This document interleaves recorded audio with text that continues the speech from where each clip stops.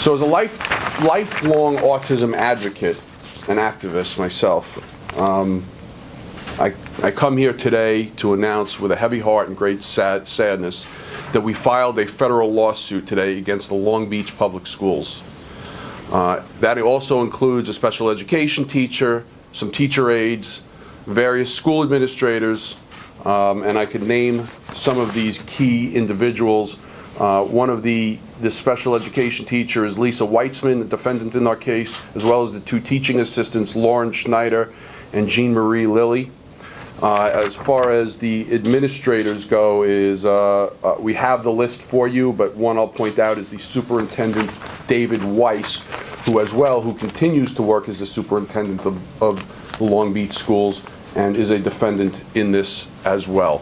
And the action is against these individuals for the outrageous and unspeakable abuse of the most vulnerable individuals in our society, the developmentally disabled. And specifically, the plaintiffs in this case are the Gringas family for the abuse of their son under the care of the Long Beach School District.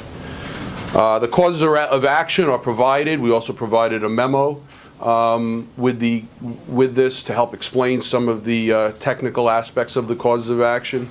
It's just, from a personal standpoint, I speak for the family, it is just absolutely hard to believe that this day and age that we still have to face down, we still have to prosecute, we still have to tear down those individuals who are perpetrating such horrific crimes against our most vulnerable, the autistic students at a high school, in particular Long Beach High School. And what makes this even worse is that this community of autistic kids in this classroom that we're speaking of and the Gringas family's son cannot communicate verbally. Our complaint outlines the various abuses that took place in the school and in the classroom of special education teacher Lisa Weitzman and her teacher aides. Some of these abuses include, but aren't limited to, striking children, locking children up in the bathroom, tying kids up using restraints, spraying the kids, verbal tormenting, and as well as some sexual abuse as well. So these incidents took place in this classroom, and what really shocks the conscience of, I'm sure, everybody here and everyone who's going to see this, and including this law firm, is the fact that the school district covered this up. As early as 2009, the school district was aware and had heard allegations of the abuses that were taking place in the school district, in this classroom. So they knew about this, and during that period of time, nothing was done to help the kids. But there were things that were done. The superintendent and the administration, what they did is they went on a course of conduct of intimidation and using threats to keep these teachers and to keep the other witnesses quiet so they wouldn't report this. Needless to say, they didn't want this to get out. They didn't want it to get out to the families. They didn't want it to get out to the press. They didn't want to get it out to the community.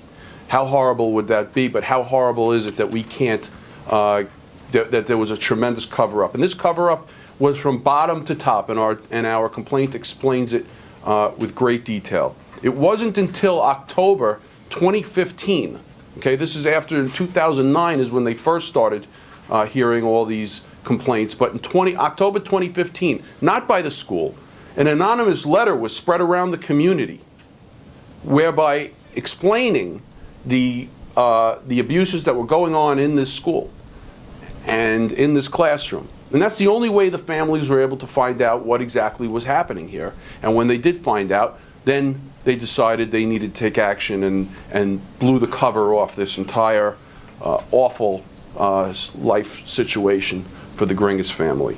And again, they'll be happy to speak in a minute. But I want to just note that as a firm, we take no pleasure in having to file a case of this nature, as it's beyond comprehension how a school can be ground zero to such horrors. However, we will aggressively pursue this action and make sure justice is delivered to this family, and hope as well that the Nassau DA takes forcible action as well. And with that, that's our statement. And if you have any questions, we're happy to take questions. What have you heard from the DA's office? The DA is currently investigating. Why do you think they wanted to cover it up? Look, this is, needless to say, awful circumstances. I mean, why in good conscience anybody would want to cover up something that was going on that was so horrible under their nose is beyond comprehension. However, I can see that they were probably trying to cover their own rear ends, at the same time trying to cover the integrity of the school and the community, and that it would be a horrible optics to find out that this went on under the this particular administration. So as far as we know, maybe this happened possibly from 2009 to 2015? That's correct. Years? Well, when was the end, 2014? The fall of 2014. At the fall of 2014, finally, the teacher in question was suspended. So the students in this class couldn't communicate. Where do you think this anonymous letter came from? I'm sure, what I would assume is this: the kids couldn't communicate, but there are other witnesses and people that would be in and out of these classrooms. So I'm assuming one of these witnesses and some individuals in the classroom were particularly outraged and decided it was time to come forward. That's probably where. Counselor, Lisa Weitzman, their attorney, is saying that she's being targeted by the school district. Does that make sense to you? Makes no sense whatsoever. We have witnesses indicating that they've seen her, performing and acting on these abuses. I mean, I would imagine that her attorney and that she would mount a vigorous defense, considering that she's likely to face criminal charges and obviously, multiple civil charges. I don't expect her to yet admit this, but we certainly wish she would. So when you say we have witnesses, your private investigator has found witnesses? Yeah, we have witnesses, and the school has witnesses in their control. These, I probably can't say who they are, but are they school employees? School employees. And the school knows who those witnesses are as well. Can the parents say a couple of words about what Sure. this means to all of them right now? Yeah, ask them a question. If you can get in front Yep. of the microphone. Sure. Right up here. So the question is? When you first heard about the abuses and this anonymous letter, what went through your mind? It's devastating. It's completely devastating. And to find out that they all knew, and they covered it up. And we had meetings because the child's behavior changed, and we didn't know why his behavior was changing. And we sought their assistance, to combat the behavior, because you had a kid who loved to go to school. All of a sudden doesn't want to get off the bus, doesn't want to go to the school anymore. And we went to them, and they sat right across the table on me like they don't know what we're talking about. And when we found out when we heard about this, we asked, was our child involved? Oh no, not at all. Right from the superintendent. Can you Right describe your child as nonverbal, autistic? He's nonverbal. He has slight words, maybe 20 vocabulary, but he couldn't tell us of the everyday torture that he was going through. And I knew something as a mother. I knew something wasn't sitting right with him. And I went to the district and asked them for help. I can imagine that sinking feeling in your heart, There are no words. How old is he? 14 now. And so how old do you think he was when these abuses took place? He started about 12, yeah. When did you notice the change in behavior? You say as a mother you knew, but what did you notice the behavior of the changing? He would act out for no apparent reason. And we have 4 boys. He's our oldest. And he would just act out if the boys were playing, together and they were making loud noises. He would go after them. And after we received that letter, it put the puzzle together. I'm like, Can I add something? Can I add one thing? So imagine this, you're a parent, you're seeing behaviors that are not the typical behaviors of your own child, and you go into the school district who's responsible for educating the child, and you're saying and explaining this, and then you go and hear the response from them that they have no idea why this is occurring. From our perspective, this exacerbates the problem. This piles on in terms of damages that they've inflicted on the family and on the child. It's just truly unthinkable, really, truly unthinkable. Hard to believe that a school knows what has occurred, keeps it from the parents, even for diagnostic purposes. Any other questions for Sir, them? I'm sorry, we missed the beginning of the news conference. Sure. What are you specifically alleging happened to the young people in this classroom? Yeah, sure. We're specifically alleging, and we have one client here, the Gringas family, Todd and Kim Gringas. So they're the plaintiffs in this matter, and what we're bringing in action that outlines, and we'll provide you with the complaint and some other detailed information, but it pertains to abuses that took place. There was striking, there was locking up, there was restraint, there was spraying aerosols and various different items at the children. There was some sexual exploitation involving the children. And so things, very specifically, including the teacher placing her high stiletto heel on the child's hand and screaming and saying all kinds of nasty names and verbal abuse that's just beyond comprehension when it comes to a student-teacher relationship. Just to be clear, this is Lisa Weitzman? That's correct. Okay, and she's the subject of a 3020A hearing right now? That's correct. And she's completely denied any wrongdoing, correct? As far as we know, I mean, you can ask her directly, but yes. Okay. Counsel, can I ask why this is a separate claim than the other 4 victims' families? Yeah, well, we feel that we wanted to take this to federal court, and we had different causes of action, and we have different evidence, and we want to pursue this on our own with our own pathway. Did your clients talk to Mr. Misk about joining his lawsuit? No, we've never spoken to him. Can I say And Todd, again, I apologize, we got here a little bit late. Could you you said something about your son being on the bus, and could you repeat that for me, please? I apologize. What I said was, Right from the mic. sure. We had a child who used to love to go to school. He would look forward to going to school. He would say, bus tomorrow. He wants to go to the school. Changed. He didn't want to go anymore. Wouldn't get off of the bus. So his whole behavior changed. And anything that had to do with going near that school, he just, if he was in the car and he thought he was going that way, he would try to turn the car off. He'd try to pull the keys out of the ignition. Yeah, and we didn't know what was going on, so we went to them. We were experiencing these behaviors, and they made like they had no idea what was going on.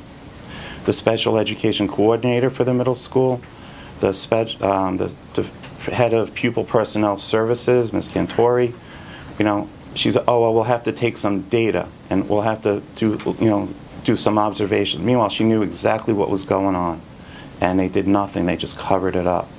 What are you hoping will come out of all this? I want them all punished. They all belong in jail.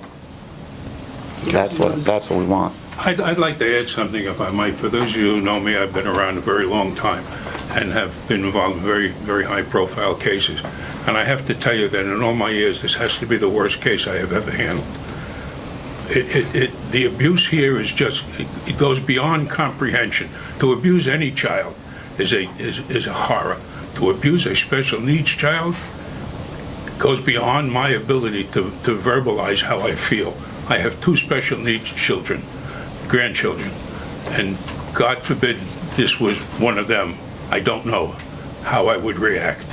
I can tell you this much, my children would keep it from me. How many victims do you think we have in this case? At least 6. Yeah, so It's a 6-1-2 class. Right, so six children were in the classroom. This is also the type of case where once it becomes public, people will start to come forward now that they see that this thing has legs and there is a voice to speak for them. As far as we know, she's been reassigned within the district. How does that even make you guys feel? Here's what they did. Step up. When something happened, because there's a book that would come home every day, communication book, between the parents and the teachers. And the teachers would write in the book what would go on. All of a sudden, the teacher's not writing in the book anymore. So something's up. I called Mr. Russo to find out what's going on. I can't talk about it. It's a personal issue, and she's going to be out for a little while. But he can't tell us anything. And this persisted for a while, until finally they sent, because I said, well, Vinny, if the teacher's going to be gone, you should let us all know, if what you guys are doing. And if there's going to be a substitute, if you're replacing the teacher, we should know these things.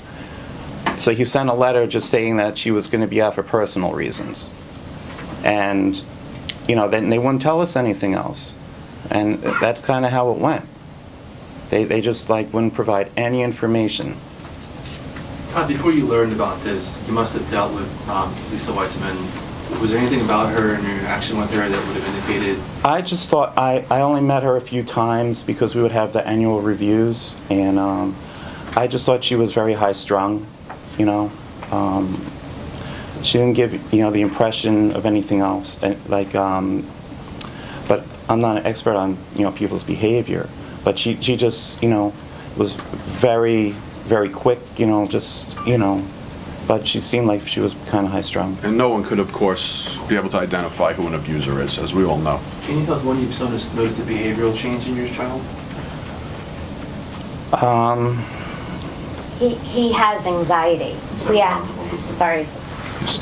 We actually, after we realized that there was actually an investigation going on, I actually had to, he had so much anxiety, Bobby, that we had to bring him to a doctor to give him medicine to calm him down, because he would get off the bus and he would be shaking, and I didn't know how to deal with it. It wasn't the same son that I had 3 years prior to that when he was in grade school, and he had no issues. He was like a little mayor that would walk around town and everybody would say hi to him. And now, people were afraid of him because they were afraid of his anxiety, because he was always, letting his frustrations out of what was going on in his classroom.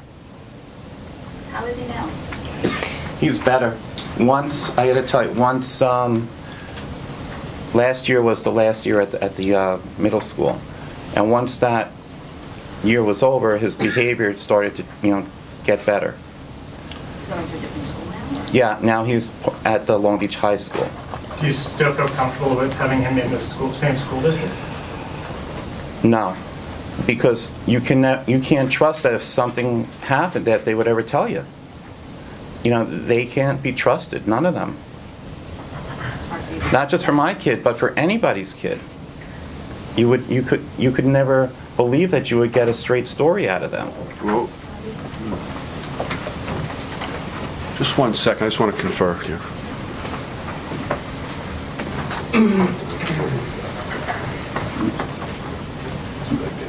I wanted to just correct one thing that Todd had mentioned, is when asked how his child was doing, is that he's better than he was, okay? There is improvement, meaning there's no better. I mean, this is obviously an ongoing psychological issue for him, and will be for many years, as well for the family. So, I just want to correct that statement. As you all know, children that are abused in any fashion carry this with them for their entire lives. Question for the investigator, perhaps. You said that this teacher taught 6 students. Do you know how many students over time and the years she's been teaching that potentially may have been? We have no idea of the exact amount of students, but I certainly have reason to believe there are many more than 6. Les, have you found out anything about the teacher and maybe her relationship with the superintendent or anybody else who was in charge in that school? Was there, The answer to that question is yes, but I defer that to Brad and to Stan to answer. I'm just wondering why they kept her when they received so many complaints. I think Brad has answered that question in the beginning. that they did their best to make this into a cover-up because they recognized the severity and the consequences if it became public. And what? They needed her cooperation, needless to say, to keep her mouth shut. I That's just our, wasn't sure if there was a relationship Right. there, like. good point. You know. Something we should look into. What is her status? I've heard for the last 2 years she might have been on paid leave, She's still being paid, right? Correct. Yeah, as far as we know, she's still being paid. but Yes, she's been on leave for the last On 2 leave, years? yeah. She's not in the classroom, as we understand it. that's correct. The lawsuit's been filed? That's correct. It was filed this morning. What's the summary of the lawsuit? What's it specifically asking for in damages? What are we up to? $10 million. Thank you. I think you mentioned that other teachers were aware of these allegations. How is it that they managed to keep them quiet? Well, it was through a course of intimidation and threats to these teachers to keep them quiet. Some of them, what were they do? They bought out some of them, what they moved. Yeah, some of them were transferred, some of them were discharged. Obviously, with the specter, excuse me, of criminal liability, silence probably was not very difficult to coerce in a situation like this. In addition to the fact that some of these people still needed their jobs.